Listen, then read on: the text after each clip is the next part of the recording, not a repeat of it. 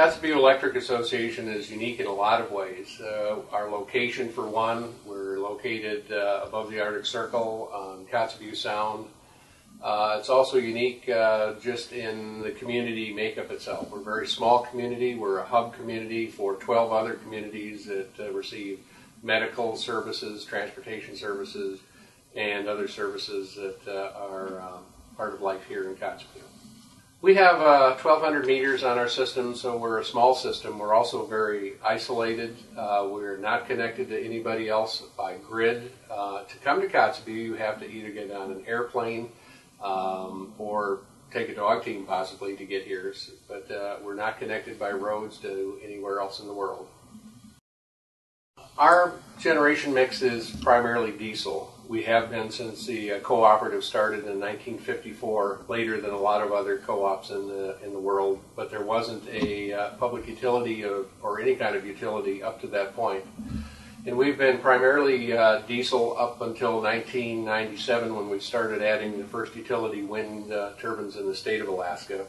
Since that time we've added more, so we're up to a count of 16 wind turbines currently. And we're also in the going to be adding 2 large turbines, so we're moving into a different generation and size of wind turbines that will be new to us. The smaller turbines were one that we started with. They're about 65, 66 kilowatts.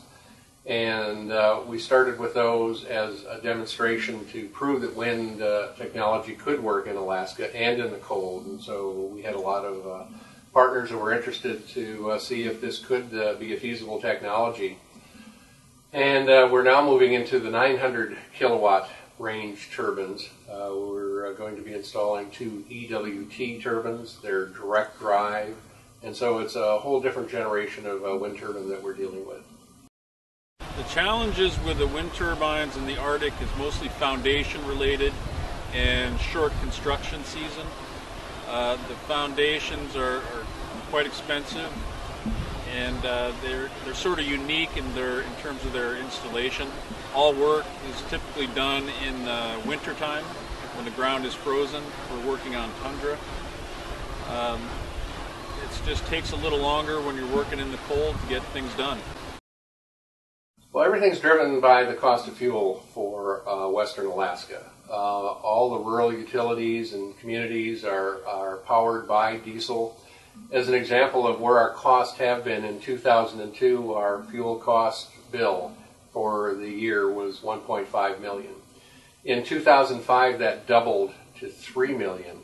And then 3 years later, it doubled again to $6 million. So we have been experiencing fuel cost changes that have come upon us so rapidly. It's causing a lot of pain in the community as far as people being able to keep up with their bills. They have a wind system here, and actually they're expanding their wind system to 3 times the size. And the problem with wind, of course, is that it goes up and down. And as you can hear in the background, they're running diesel generators right now. So the problem is when the wind goes up and down, the diesel generator has to follow that in the absence of a battery. And what a battery does is gives you a buffer between your intermittent wind and your load to the village. It's in a plumbing system in a house, they always have expansion tanks. And if your expansion tank goes back, your pipes will slam because there's nothing to compensate between the pressure of your source and the pressure of your house, especially if you're on a well and you have a pump. So this is like an isolated system with a pump, and right now with no battery, the wind can slam the system and essentially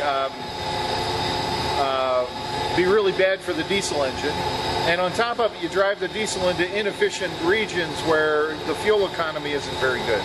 So hopefully by putting the battery in there as a buffer, you can collect some of the energy but also smooth out the fluctuations from the wind.